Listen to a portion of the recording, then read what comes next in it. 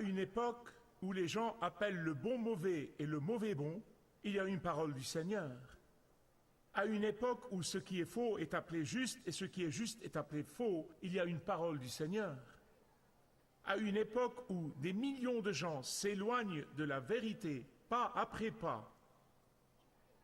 À une époque où des milliers de pasteurs et de prédicateurs sapent lentement mais sûrement la vérité de la parole de Dieu et transigent avec elle.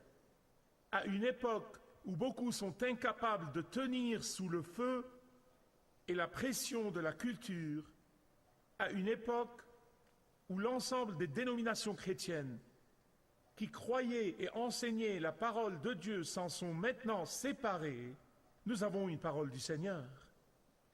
À une époque où les gens sapent l'autorité de la parole de Dieu, réfutant sa pertinence et se moquent de sa puissance, nous avons une parole du Seigneur. Dans des temps comme les nôtres, le Seigneur parle de nouveau par l'ancien prophète Agé, et il parle à ceux qui reviennent de l'exil. Et pour dire cela avec des mots du prophète lui-même, répétés 2 fois au verset 5 et 7, et ce message est le suivant: réfléchissez à votre conduite. Réfléchissez à votre conduite. Cette petite série de messages que je fais à partir du livre d'Agé est vraiment une parole du Seigneur pour chacun d'entre nous. Chacun dans ce sanctuaire et tous les gens qui nous suivent tout autour du monde, littéralement, c'est un message pour les revenus d'exil. Et je prie que tous, au son de ma voix, le prennent à cœur. Dans les périodes de l'histoire, comme la nôtre, nous faisons face à des défis sans précédent sur le plan économique. Quand nous faisons face à des défis moraux, spirituels, politiques, pendant ces temps, tant de dangers, tant de problèmes, tant de confusion, tant où les gens posent des questions, et même ceux qui ne croient pas en Dieu disent « Où est Dieu ?» Dans des temps comme ceux-ci, il est de la plus grande importance que les croyants sachent quoi faire. Ça peut faire toute la différence dans le monde. Il n'y a pas beaucoup de gens qui aiment s'examiner eux-mêmes, et cependant les Écritures dans l'Ancien et le Nouveau Testament disent « Examinez-vous vous-même, examinez-vous vous-même ». Et ici, dans le livre d'Agé, il est dit « Sachez où vous en êtes, examinez-vous vous-même ». Peu de gens aiment le mot « examen ». En fait, je me rappelle que quand j'étais enfant, seuls les binoclars aimaient les examens. La plupart d'entre nous ne bûchions qu'à la dernière minute. Quand j'ai pensé à cela, j'ai pensé aux 2 garçons qui discutaient l'un avec l'autre, et l'un dit à l'autre, il a dit « Pourquoi, grand-mère, passe-t-elle tant de temps à étudier la Bible ?» Et l'autre garçon répond « Je ne sais pas, peut-être qu'elle bûche ses examens finaux. » Maintenant, je vais vous ramener en l'an 520 avant Jésus-Christ. Mais n'éteignez pas la télé, ce n'est pas une leçon d'histoire ancienne et barbante. C'est une parole du Seigneur. L'année moins 520.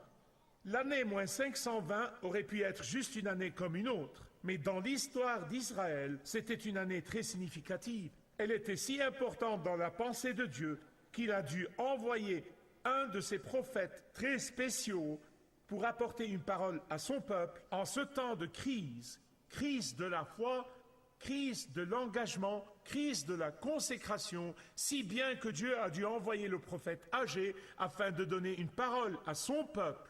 Vous dites, comment ça? Eh bien, 18 ans plus tôt, et c'est l'année moins 538, l'empereur perse Cyrus, qui avait envahi l'empire babylonien, avait émis un décret. Et le décret disait que le peuple de Dieu pouvait rentrer d'exil. Ils pouvaient revenir du pays de l'esclavage. Ils pouvaient revenir dans leur propre pays, Jérusalem. Et c'était l'accomplissement de la promesse que Dieu avait faite à travers le prophète Jérémie 70 ans plus tôt. Dieu avait dit, je vais permettre que vous soyez emmenés en exil, mais dans 70 ans, je vais me souvenir de vous et je vais vous renvoyer à Jérusalem, vous ramener au cœur de Dieu, vous ramener au cœur de la louange, vous ramener à moi. Mais hélas, d'entre les centaines de milliers de Juifs qui étaient à Babylone à cette époque, seulement près de 50 000 retournèrent sous l'autorité du gouverneur qui avait été nommé. Le reste des Juifs, eh bien, ils aimaient trop le style de vie païen à Babylone pour penser même revenir à Dieu. Il y avait trop d'affaires à faire à Babylone. Il y avait plein de distractions à Babylone. Il y avait plein de distractions qui peuvent nous éloigner de la foi. En fait, à l'automne 538 avant Jésus-Christ, les Juifs fidèles qui faisaient confiance à Dieu, qui ancraient leur espérance dans les promesses de Dieu, qui attendaient que Dieu accomplisse sa promesse, ils retournèrent à l'automne en moins 538. Au printemps de l'année suivante, ça fait seulement 6 mois, ils commencèrent les travaux de déblaiement et le début de la reconstruction du temple de Dieu détruit à Jérusalem. Ils étaient les vrais croyants, ils étaient le vrai peuple de Dieu. Ils n'étaient pas ceux qui étaient restés, ils sont ceux qui sont revenus. Au moment où ils ont commencé le déblaiement et la construction des fondations, les problèmes ont commencé. Mais bien-aimés, écoutez-moi, c'est toujours comme ça dans votre vie et dans la mienne. C'est toujours le cas. Au moment où vous commencez à prendre au sérieux votre cheminement avec Jésus, au moment où vous commencez à lire régulièrement la parole de Dieu, au moment où vous reconstruisez votre foi en Dieu, au moment où vous prenez des responsabilités pour construire votre famille sur les fondations de la parole de Dieu, au moment où vous faites cela, les problèmes suivent toujours. Au moment où vous faites cela, l'opposition va lever son horrible tête. Au moment où vous faites cela, le découragement va s'installer. Au moment où vous faites cela, certains vont se moquer de vous, d'autres vont vous distraire, d'autres vont même mettre des obstacles sur votre chemin. Et donc, avec ce type d'opposition, le travail de Dieu va connaître un arrêt. S'il vous plaît, écoutez-moi bien. Aujourd'hui, nous n'avons pas de temple. Mais quand les leaders chrétiens échouent à encourager le peuple de Dieu, quand une église oublie son objectif, alors les gens vont toujours être distraits par d'autres choses. Ils vont devenir spirituellement négligents. Ils vont devenir illettrés de la Bible. Ils vont laisser la chair gouverner leur vie, gouverner leur famille, gouverner leur business, gouverner tout ce qu'ils touchent. Et c'est exactement ce qui est arrivé au peuple de Dieu à cette époque-là, et c'est ce qui arrive au peuple de Dieu à cette époque-ci. Ils perdent leur désir de reconstruire le nouveau temple. Ils ont bien commencé, mais ensuite ils se sont lassés. Et j'ai dit que dans le Nouveau Testament, nous n'avons pas de temple. Vous êtes le temple du Saint-Esprit. La Bible le dit encore et encore, que le Saint-Esprit demeure en nous et que nous sommes le temple de Dieu. Nous sommes ceux qui adorent Dieu. Nous sommes ceux avec qui Dieu est présent. Nous n'avons pas besoin d'aller dans un bâtiment pour trouver Dieu. Il demeure en nous. Et je n'exagère pas en disant qu'à ce moment même, dans ces temps-ci, beaucoup de vies chrétiennes, beaucoup de maisons chrétiennes, beaucoup d'églises chrétiennes sont en train de vivre une plus grande ruine que le temple de Dieu à l'époque du prophète Agé. Ils ont perdu leur envie d'instaurer à nouveau la louange. À l'époque d'Agé, ça a pris environ 18 ans. 18 ans. La tiédeur a pris le contrôle pendant 18 ans. Donc, de 538 à 520 avant Jésus-Christ, jusqu'à ce que Dieu, finalement, doive leur envoyer le prophète Agé pour les réchauffer, pour les appeler à la repentance, pour les appeler au renouveau, pour qu'ils réalisent ce qu'ils avaient fait. Ils étaient venus et avaient bien démarré, mais ils ont mal terminé.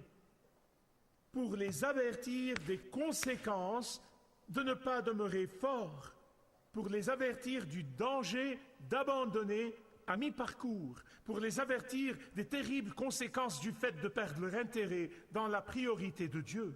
Et sous beaucoup d'aspects, Dieu a une parole pour nous de la part de ce même prophète aujourd'hui.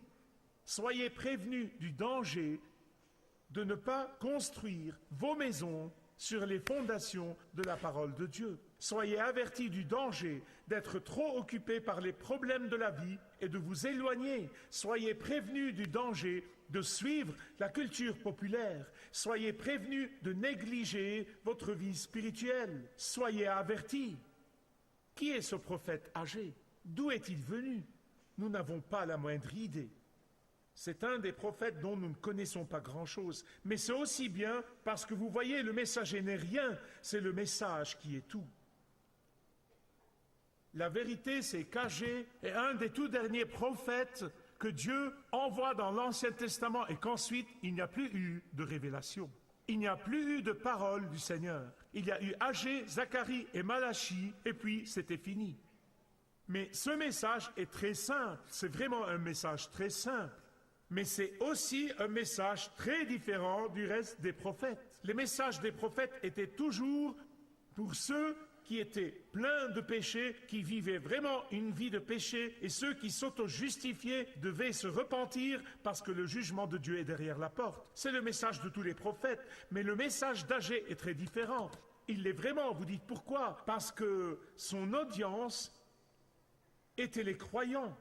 Son audience, c'était ceux qui sont revenus. Son audience, c'était ceux qui connaissaient Dieu. Son audience, c'était ceux qui adoraient Dieu. C'est vrai qu'ils négligeaient la reconstruction du temple. C'est vrai, ils ont perdu leur zèle et leur intérêt à mi-chemin, mais néanmoins, ils avaient encore une sensibilité spirituelle. Certes, leurs priorités étaient confuses. Certes, ils ont commencé à vivre pour leurs propres intérêts et non l'intérêt de Dieu. Certes, ils avaient temporairement oublié la gloire de Dieu et pourquoi ils étaient rentrés d'exil, pourquoi ils ont été délivrés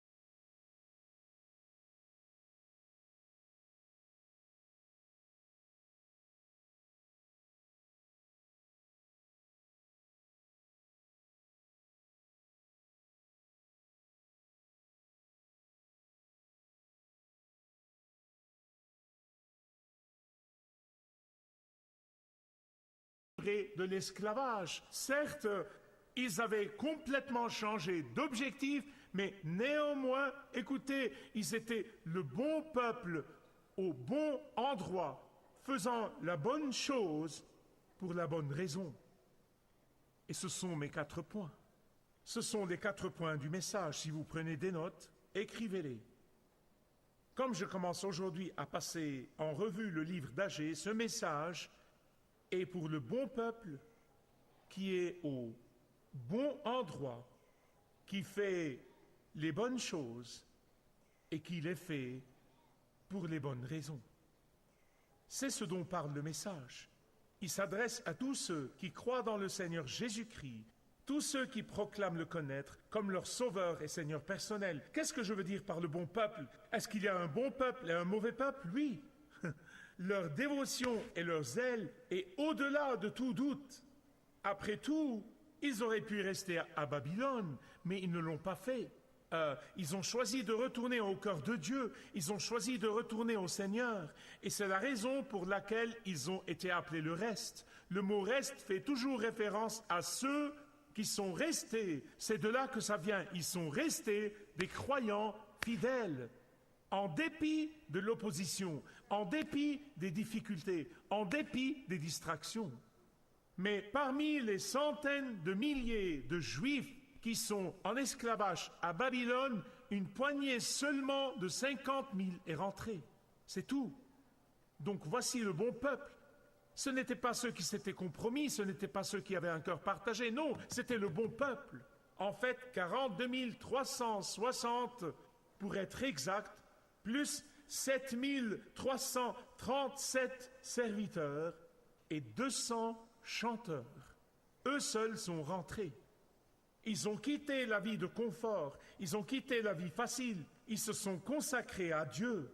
Ils sont ceux qui ont fait un long voyage de retour vers le cœur de Dieu. Ce sont ceux qui sont venus suivre cet homme Zorobabel, qui était une expression de leur dévotion à Dieu. C'est une expression de leur zèle pour sa maison. Ils se sont distingués de la masse qui est tombée face à la pression de la culture de Babylone et ont fini par s'y conformer, si bien qu'on ne pouvait que difficilement les distinguer des non-croyants.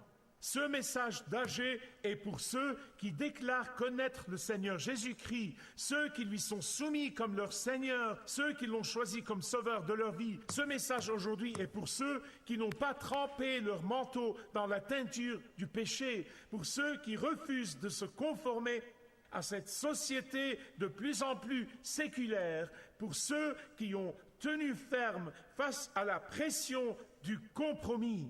Il est pour ceux qui se sont séparés et mis à part pour Dieu et pour son œuvre. Il est pour ceux qui aiment assez les gens pour leur dire la vérité concernant l'Évangile. Et voici ce que le Seigneur dit. Restez fermes, examinez votre vie, prenez position. Il parle aux bonnes personnes, mais il parle aussi aux personnes qui sont au bon endroit. Au bon endroit. Ils étaient à Jérusalem, ils n'étaient pas à Babylone. Ces gens ont tout sacrifié pour prouver leur amour pour le Seigneur. Eh bien, il ne s'agit pas d'une chose insignifiante, c'est très important. Et le fait que vous soyez ici aujourd'hui ou que vous nous regardez de partout dans le monde, c'est la preuve que vous aimez la prédication de la parole de Dieu. Ça veut dire que vous n'êtes pas parti pour un lieu de compromis où on vous chatouille l'oreille. Et la raison pour laquelle vous revenez encore et encore, c'est que vous savez que la prédication de la parole de Dieu et l'obéissance à la parole de Dieu est le secret de la bénédiction. Les bonnes personnes seront toujours au bon endroit. C'est absolument vrai. Le croyant véritable et qui sait discerner, écoutez-moi bien, le croyant véritable et qui a du discernement ne pourrait pas rester trop longtemps là où l'évangile est compromis. Ça ne peut pas arriver. Je l'ai observé encore et encore et encore. Et Agée parlait aux bonnes personnes qui étaient fidèles et qui se trouvaient au bon endroit, adorant et servant le Dieu vivant. Et aussi, troisièmement, il faisait les bonnes choses, il faisait le bon travail. Bien sûr, trop de bonnes choses avaient besoin d'être faites. Elles étaient toutes bonnes. En revenant d'exil, ils devaient fournir des maisons à leur famille, ils devaient gagner leur vie, ils devaient fonder des écoles, des magasins, des business. Tout était bon, que de bonnes choses. Elles ont de la valeur et sont importantes. Mais par-dessus tout, ces bonnes personnes, au bon endroit, voulaient faire le travail de Dieu. Ils mettaient leur désir dans le service de Dieu au-dessus de leur désir de servir leur famille ou de se servir eux-mêmes. Ce n'est pas étonnant que Jésus ait dit « Cherchez d'abord le royaume de Dieu et sa justice, et tous vos besoins seront satisfaits. » En fait, le livre d'Ezra, pour ceux qui ne sont pas familiers avec l'Ancien Testament, le livre d'Ezra vous donne les détails concernant ces gens qui sont revenus de Babylone. Ezra et Néhémie sont des livres qui ont été écrits pour cette période. Mais dans le livre d'Ezra, davantage de détails sont donnés concernant ces gens qui revinrent à Jérusalem de Babylone. Dès qu'ils sont rentrés, la première chose qu'ils ont faite, ils ont prélevé une offrande libre. Ils étaient les bonnes personnes, au bon endroit, faisant les bonnes choses. Et leur offrande, laissez-moi juste vous donner un petit exemple de ce que cela signifiait pour ces 50 000 personnes. Je ne sais pas combien de familles cela fait, mais ils ont donné 500 kilos ou 1100 livres d'or, 3 tonnes d'argent. Ils étaient les bonnes personnes, au bon endroit, faisant les bonnes choses. Ils se sont offerts eux-mêmes pour le travail de Dieu, et Dieu les a bénis. Ils ont mis l'intérêt de Dieu au-dessus de leurs intérêts, et Dieu n'a pas oublié cela. Ne vous y trompez pas, Dieu n'oubliera pas vos œuvres d'amour. Et Agé parlait aux bonnes personnes qui étaient au bon endroit, faisant les bonnes choses. Et elles le faisaient pour les bonnes raisons. Et c'est mon 4e point. Aujourd'hui, chaque fois que vous regardez les informations, vous voyez des athées, ces agnostiques, ces païens, ils font tous de bonnes choses à travers les Nations Unies. Oh mon Dieu, les Nations Unies nourrissent les affamés, ils creusent les puits, ils essayent d'arrêter les trafics d'êtres humains, que de bonnes choses. Ils font cela, mais si vous leur demandez « Pourquoi le faites-vous » ils vous disent « Ça me fait me sentir bien, ça me fait me sentir bien. » Autrement dit, ça m'aide à calmer ma conscience coupable. Mais bien-aimés, vous savez et je sais que la seule chose qui supprime la culpabilité de notre conscience, c'est le sang de Jésus-Christ versé au calvaire.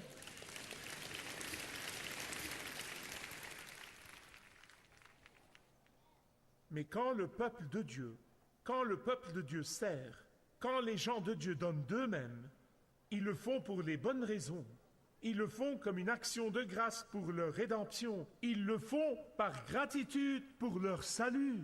Ils le font pour plaire au Seigneur et bénir le Seigneur. Ces gens sont revenus de Babylone à Jérusalem et ils ont commencé à reconstruire. Pour sûr, ils ne le faisaient pas pour restaurer leur fierté nationale. Ils ne le faisaient pas pour asseoir leur indépendance. Ils ne le faisaient pas parce que ça les faisait se sentir bien. Ils ne le faisaient pas parce qu'ils se sentaient coupables. Non. En fait, ils avaient confiance en Dieu. Ils mettaient leur foi dans les promesses de Dieu. Ils ont prouvé qu'ils faisaient confiance à Dieu. Mais ils étaient fidèles au Seigneur qui a gardé sa promesse qu'il avait faite 70 ans plus tôt.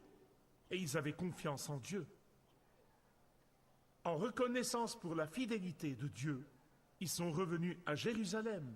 Ils ont laissé le luxe et le confort de Babylone pour le dur travail au service du Dieu vivant.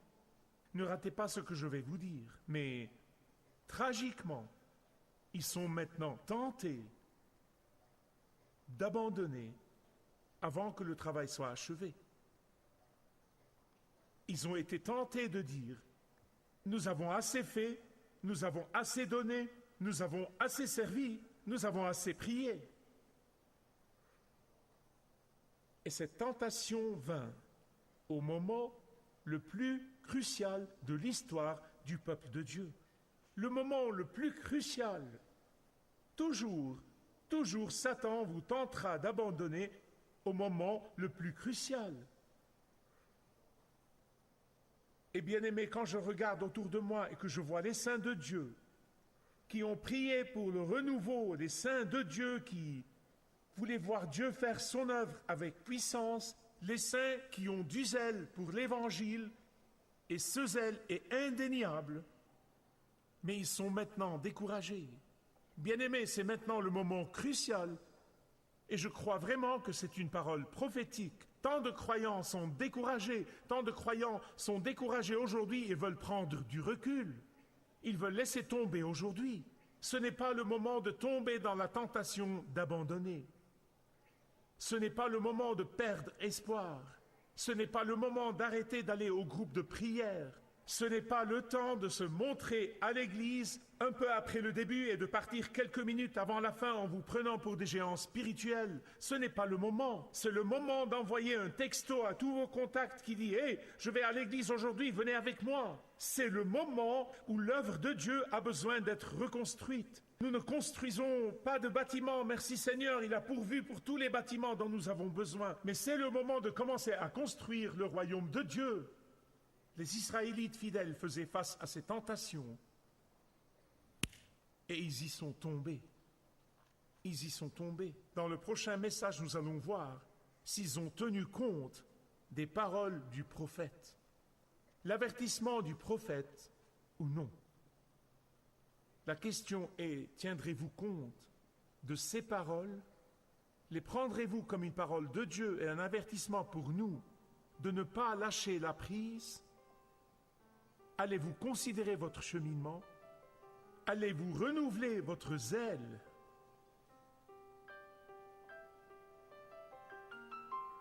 Et votre engagement à être unis dans la prière, à chercher Dieu maintenant plus que jamais auparavant?